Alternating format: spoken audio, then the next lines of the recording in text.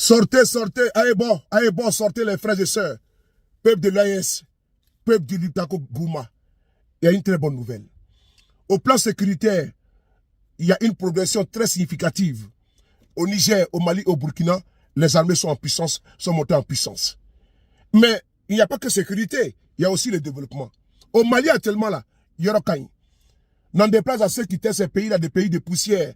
Mais c'est des pays, n'est-ce pas, de richesse, cachés, n'est-ce pas, bardés de richesse et sauvagement riches.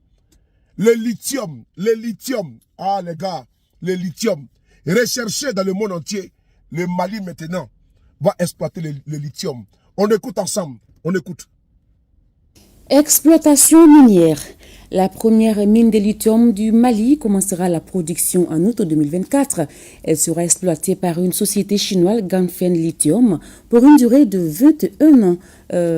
Au terme de l'accord signé entre le gouvernement et le partenaire chinois, 35% des revenus de cette mine reviendront au Mali. Plus de 100 milliards de francs CFA seront versés par an dans les caisses de l'État. 25 milliards seront mobilisés annuellement pour le développement durable et 250 milliards seront gagnés par les entreprises maliennes. Pour plus de précisions, écoutons les ministres en charge des mines et de l'économie, également le directeur général de la société Ganfeng Lithium. Ils sont au micro de Siaka Konate et Abdul Salam Bambara. Ils travaillent sérieusement avec l'État ici pour faire avancer tout le travail sur le chantier. Et on va faire tous les efforts pour produire lithium dans un meilleur délai.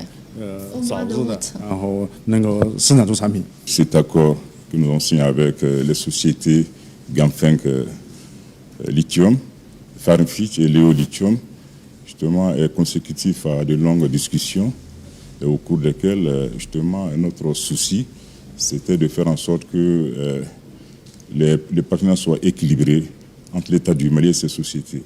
Et donc, aujourd'hui, nous sommes très heureux, justement, donc, de l'issue de ces discussions, donc, qui ont vu notre État signer cet accord donc, historique avec Ganfeng, et qui aujourd'hui donc va opérer au niveau de la mine de Goulamina.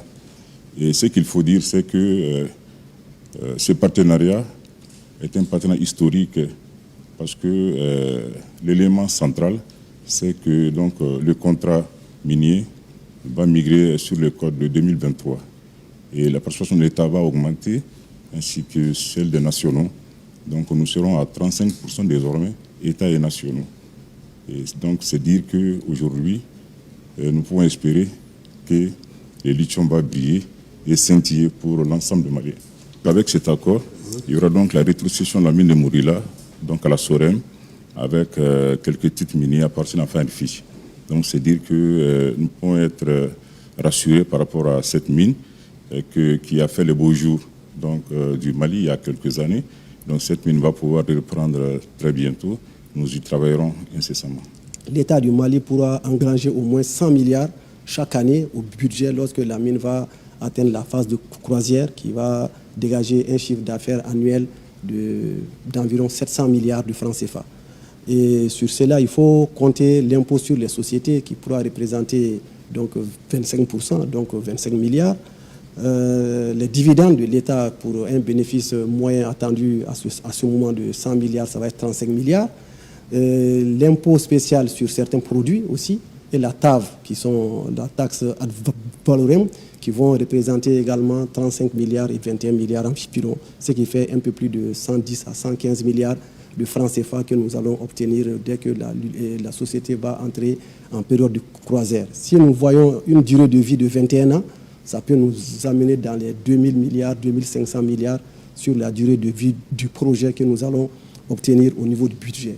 Il ne faut pas négliger au moins les 22 à 25 milliards qu'on va obtenir chaque année à cause du contenu local, uniquement pour réaliser des infrastructures routières, énergétiques, hydrauliques, pour faire le développement local, renforcer les capacités de la DNGM et du ministère des Mines. Quand on va appliquer les règles du contenu local, avec quelques exceptions qui ont été accordées à la société, conformément au texte en vigueur, nous allons avoir au minimum 250 milliards de chiffre d'affaires pour les entreprises maliennes qui se seront installées dans le secteur. Parce qu'on a dit qu'il faut que la sous-traitance soit faite au moins à 51% par des entreprises détenues par des Maliens. On a obtenu 60 millions de dollars de Firefinch en guise de réparation des dommages qui ont été causés à la mine de Morila, soit environ 36 milliards de francs CFA. Je voudrais en tout cas remercier tous ceux qui ont participé à ces échanges.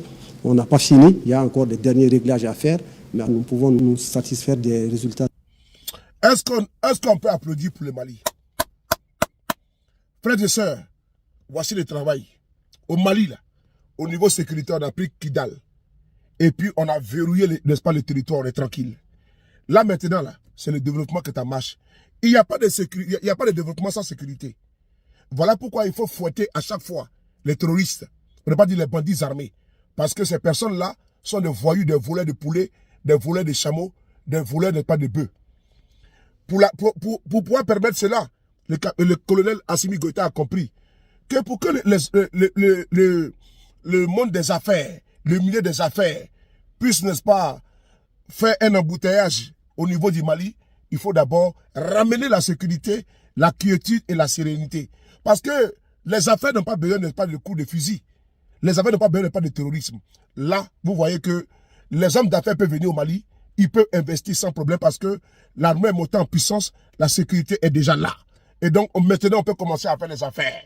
Donc, nous sommes très contents. Le lithium va rapporter des milliards et des milliards au Mali. C'est ce que nous voulons. Et ce n'est pas qu'on finit. Parce qu'au niveau de Kidal, il y aura également des contrats qui seront signés bientôt.